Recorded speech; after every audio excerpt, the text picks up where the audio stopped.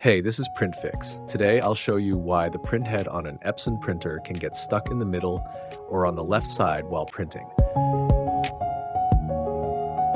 When I turn this printer on, everything looks normal, no blinking lights at all. Let's try making a copy to see what's going on. As you can see, there are still no warning lights. All right, let's start the copy.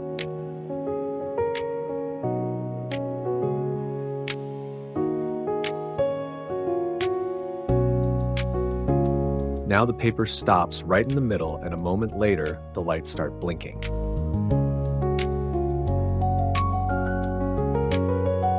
The first thing you want to do is open the printer cover.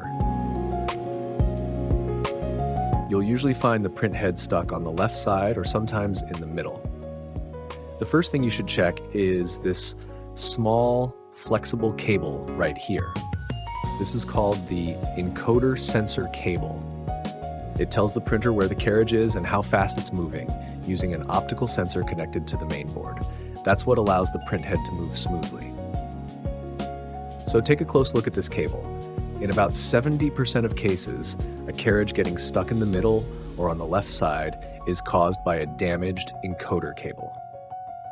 If you want to see how to replace it step by step, check the video description. I've split this repair into two parts.